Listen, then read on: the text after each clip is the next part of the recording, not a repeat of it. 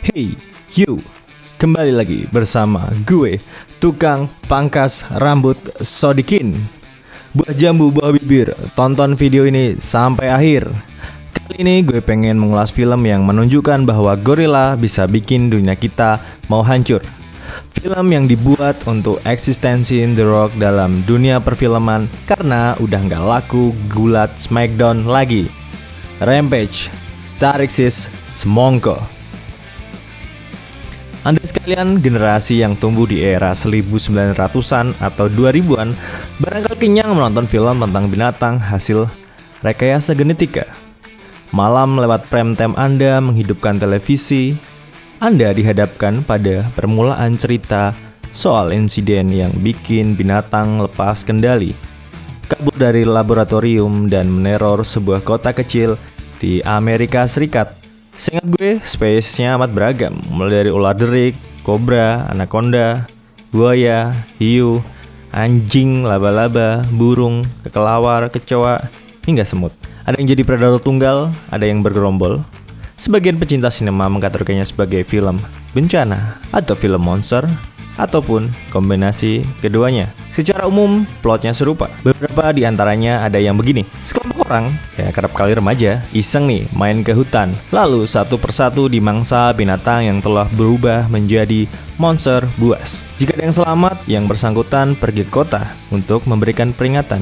Sayangnya, teror yang sesungguhnya datang tak lama kemudian dan mengakibatkan kehebohan di antara warga dan pemerintah lokal. Lalu, muncullah satu sosok yang menjadi juru selamat, tokoh protagonis yang menemukan obat penawar yang mampu mengembalikan monster ke kondisi semula. Berhasil memberantas penyebaran epidemiknya ke binatang yang lain yang satu spesies atau paling gamblang memusnahkannya. Happy ending?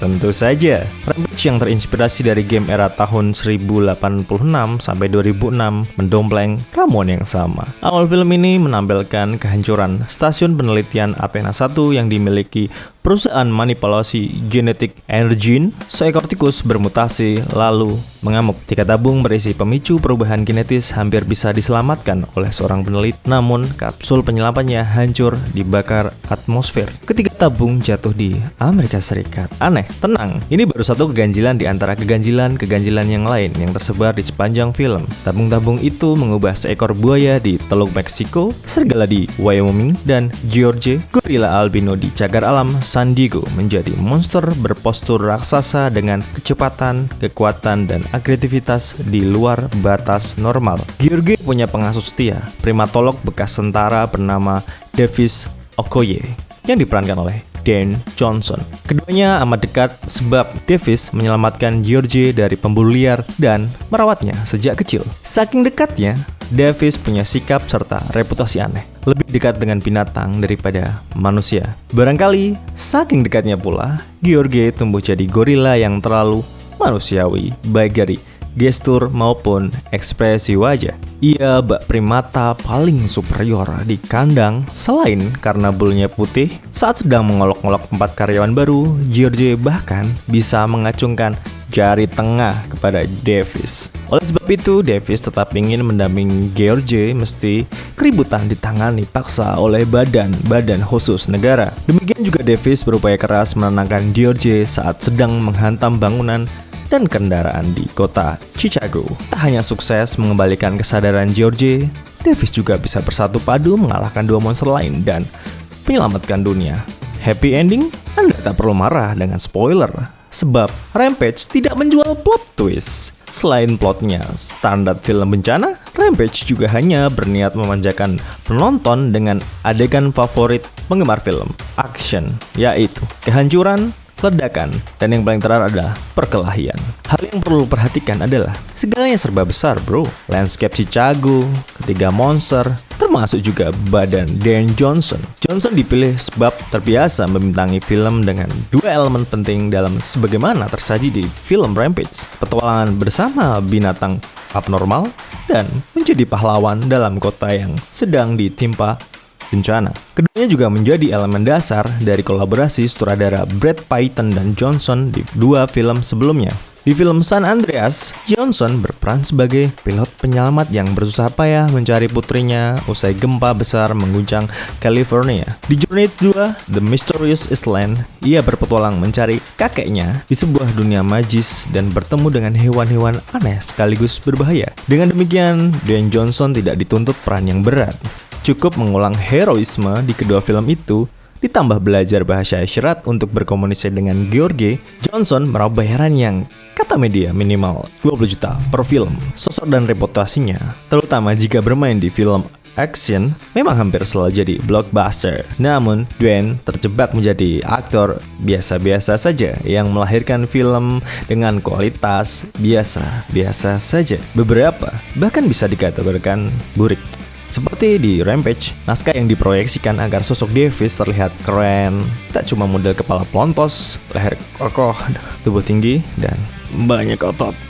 Dialog-dialognya biasa diselipkan sebagai celutukan si tokoh utama saat dia terdesak, tapi tetap memiliki ketahanan mental yang kuat, pendek, dan seharusnya lucu.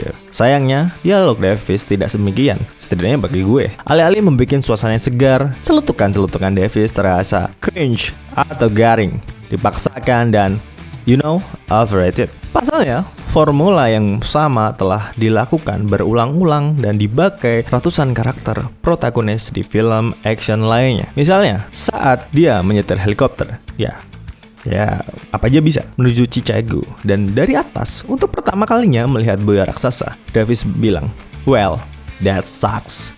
Wah, itu menyebalkan.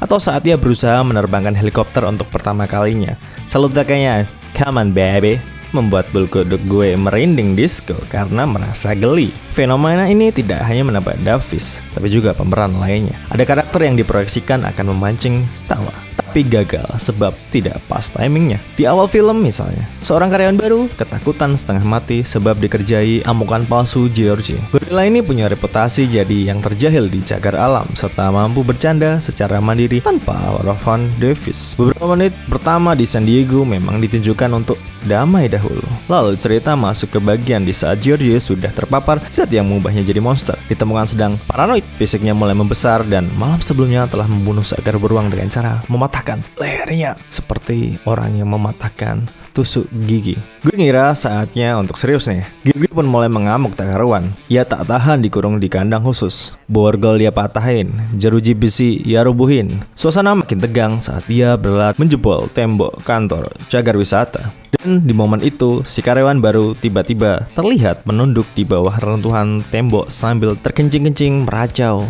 Tidak lagi. Gue bingung mau ketawa, tapi George makin mengamuk di luar gedung. Kecenderungan serupa juga ditemukan pada sosok Dr. Kate Caldwell, seorang mantan pekerja di Energen yang membantu Davis menenangkan George saat berusaha menyelamatkan diri dari puncak gedung Energen yang sedang runtuh karena diamuk oleh para monster. Ia dan Davis memutuskan naik helikopter meski tanpa ekor. Tentu saja helikopternya jatuh dengan sangat keras. Namun ajaibnya keduanya selamat tanpa tidak terluka sama sekali. Dan dengan entengnya Caldwell bilang, "Aku tak percaya kita bisa selamat, bos." Ya, gue dan penonton yang punya akal sehat tak percaya lo dan rekan lo bisa selamat dari kejadian yang horor itu. Sebagaimana gue setengah gak percaya sekaligus cringe saat Davis akan menemani George berkelahi melawan monster buaya. Caldwell menhabiskan pesan yang akhir-akhir ini sedang jadi tren di film-film action. Cobalah untuk tidak terbunuh. Davis tentu saja mati, tapi kemampuannya bertahan di tengah pertarungan 3 monster raksasa sungguh nggak masuk akal. Sang penulis naskah didukung oleh sang sutradara seperti terkena heroism kompleks. Mereka mengukir sosok Davis menjadi manusia setengah dewa. Ya, seperti lagunya Iwan Fals yang tak lelah berlarian dan berloncatan menghindari reruntuhan gedung maupun serangan monster sebesar 10 lantai. Selain nekat dan rasa cinta pada George, modal bertarung Davis adalah sepucuk senjata pelontar bom yang anehnya berefek pada monster. Namun tidak jika yang menggunakan adalah para tentara. Demikian juga saat ia menembak dengan torpedo helikopter, monster kesakitan. Tapi saat sebelumnya para tentara menembak dari atas udara, monsternya kebal dan tetap bandel ngamuk kota. Tak lupa Davis tetap menyelipkan celetukan yang sok tangguh saat berhadapan dengan para monster seperti Oh, sial. Ayo maju, sini hajar aku. Dasar anak haram jadah. Atau tentu saja serigala sialan yang tidak punya sayap. Dan banyak lagi kekonyolan para tokoh yang menandakan tidak seriusnya penulis naskah dalam menjajaki para karakternya. Terkesan hanya memenuhi kepentingan dua sorotan di atas, yaitu heroisme tokoh utama dan humor yang gagal lucu. Termasuk George yang sebelumnya mengamuk, membabi buta, namun bisa jinak seperti sedia kala usai jatuh dari gedung yang runtuh tanpa penjelasan apapun. Apakah gara-gara kepala yang terbentur lalu kesadarannya otomatis kembali? Entahlah. Atau saat dia mengerjain Davis dengan pura-pura mati usai pertarungan final. Betul-betul anti klimaks yang menggemaskan hanya demi happy ending murahan. Pahlawan harus tetap hidup, bro. Sementara sumber kejahatan musnah. Kematian antagonis utama, CEO Energyn, Claren Wyden, juga cukup aneh. Ia dimakan George di atas gedung dengan cara dilempar ke atas, lalu masuk ke mulut sang gorila yang menganga. Dramatis, namun menyimpan lubang pertanyaan yang besar. Sebab selama mengamuk, George tidak pernah memangsa manusia. Film ini memang benar-benar ditujukan hanya untuk aksi semata. Bak menonton Godzilla atau sekali film Transformer? Jika mau belajar dari film lawas, Brad Pitt yang dibintangi oleh Dwayne Johnson, kolaborasinya selanjutnya kemungkinan akan hadir dalam bentuk yang jauh tidak berbeda. Aksi berskala besar, melibatkan makhluk-makhluk berbadan besar, itu saja, tidak lebih. Sebagai penutup pembahasan ini, mari simak potongan dialog paling hancur dari film ini. Terima kasih telah menyelamatkan dunia, kata agen pemerintahan Harvey Russell. Davis tersenyum, teringat gorila kesayangannya yang pernah lolos dari pesawat Harvey. Ia mengajak sekaligus bercanda. Ayo bawa dia pulang. Tapi kita tidak akan membawanya pakai pesawat. Hehehe. Sekian aja sob, cerita film tentang Rampage yang bisa gue ceritain. Lu ada request film apa yang mau dibahas atau mau ninggalin jejak pada komentar deh, biar gue ada kerjaan balesin komen lu pade. Kalau suka sama video yang kayak gini, bisa lu klik jempol ke atasnya. Kalau pengen ngikutin video yang lain, bisa klik subscribe dan nyalakan lonceng notifikasinya sob. Ayo, bisa yuk, biar dapat silver button. Sampai jumpa di pembahasan film selanjutnya sob. Buah bibir, buah jambu. See you.